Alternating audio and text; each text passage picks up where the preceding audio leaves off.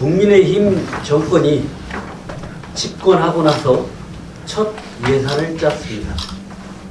그런데 지역에 배정되는 국가 예산 증가율이 단체장의 소속 정당에 따라 큰 차이를 보이고 있습니다. 정권이 바뀌자마자 일어나신 나 도민들은 그저 놀랄 뿐입니다. 지역 언론을 통해 공개된 각 시도의 지역별 국가 사업 예산을 분석해 보았습니다. 그런데 여당인 국민의힘 소속 광역단체와 야당인 더불어민주당 소속 광역단체 간 예산 증가율이 눈에 띄게 차이를 드러내는 것이 확인되었습니다. 저는 지역 차별적 예산 배정이라고 규정합니다.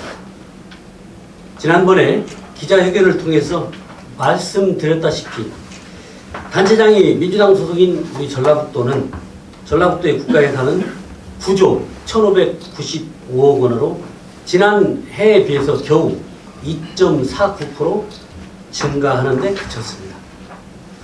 문재인 정부의 2022년도 전국 국가예산 증가율은 8.1%로 이번과 비교해 보이면 차이가 나도 너무 많은 차이가 납니다.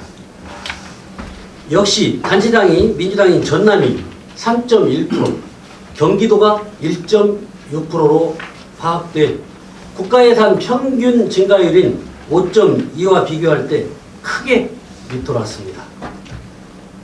반면에 국민의힘 소속인 강원도는 올해 9조 183억으로 증액돼서 증가율이 11%로 최고 기록했습니다. 경북, 경남, 충북, 충남도 각각 8.2에서 9.3%로 늘어서 국가예산 증가율보다 거의 2배 육박하게 증가했습니다. 광역시도 비슷합니다. 단체장이 민주당 소속인 광주시는 3% 증가한 반면에 국민의힘 소속인 대전과 부산, 대구시는 각각 6.9에서 7.3%의 증가율로 역시 큰 대조를 보였습니다. 문재인 정권에서는 소속 정당별 지역 차별은 없었습니다. 이명박 정부 때도 박근혜 정부 때도 이러지는 않았습니다. 윤 대통령 출범 1년, 국민의힘 집권 1년을 맞는 2023년 전국 국가예산에 대한 저 임정엽의 문제 제기를 도민들 앞에 진실을 밝혀야 하는 엄숙한 기자회견장에서 정운천 후보는 무식한 소치라고 막말을 했습니다. 지역 차별적 예산 증가율은 신문과 방송에서 모두 문제를 삼은 것처럼 도민의 분노를 사고 있습니다. 무식한 소치 발언은 합리적인 주장에 공감하고 합리적인 의심을 품고 있는 전북 도민들을 무식하다고 비하한 셈인 것입니다. 전북 도민들은 지난해 3월 대선에서 국민의힘 윤석열 후보에게 역대 최대치인 14.4%의 지지율로 새 정부 출범에 힘을 실어줬습니다. 그런데 돌아온 것은 문재인 정부 이후 역대 최저 증가율, 글자 그대로 찬밥덩어리만 달아왔습니다.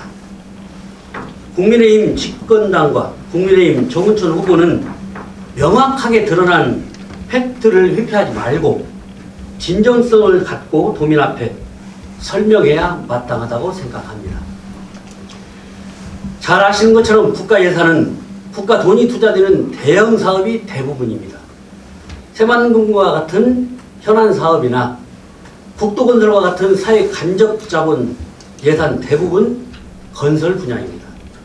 문제는 건설 분야가 지역 경제의 파급력이 매우 크다는 점이며 따라서 국가 예산이 얼마나 늘었느냐에 따라서 지역 경제가 출렁이고 있는 게 현실입니다. 전북의 경기를 죽이고 살리는 직접적인 원인이 될 수 있는 것입니다.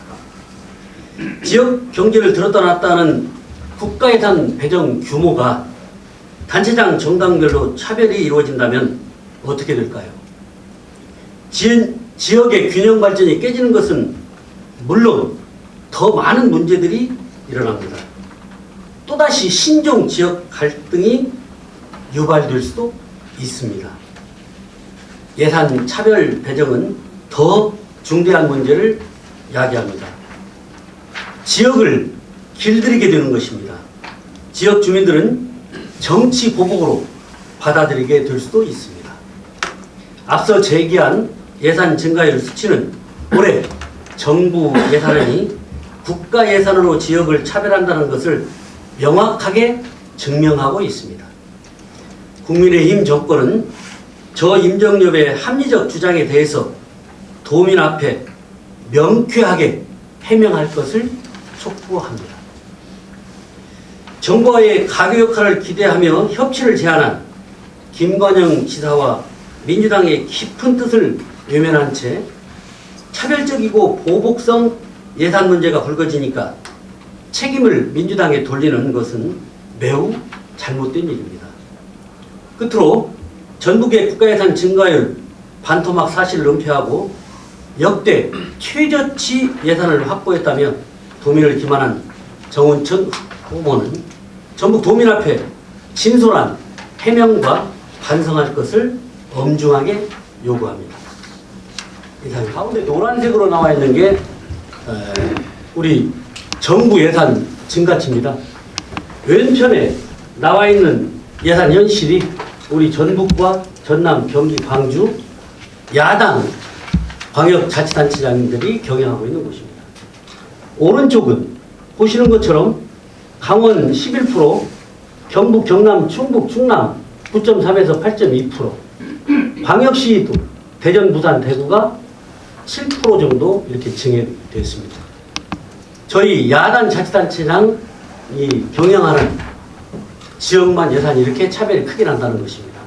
이건 명백한 차별이자 예산을 가지고 지역을 길들이는 그런 잘못된 것인데, 이럼에도 불구하고 역할에 관해서 제가 무시한 그런 소치라고 얘기하는 것은 이건 대단히 잘못된 지적이기 때문에 다시 한번 이런 내용들에 관해서 명쾌하게 도민들에게 이런 부분들을 알리고 정운천 후보에게 해명을 촉구하는 것입니다.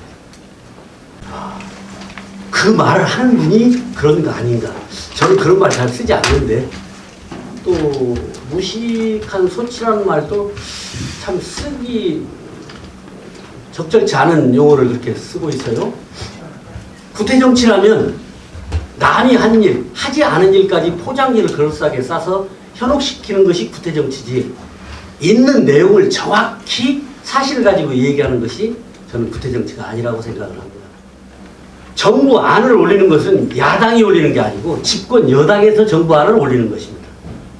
그때 역할을 했어야 되는 게 쌍발통 정치, 협치를 하면서 집권 여당의 소속이라고 자랑하는 그분이 했어야 될 역할이 그거였습니다.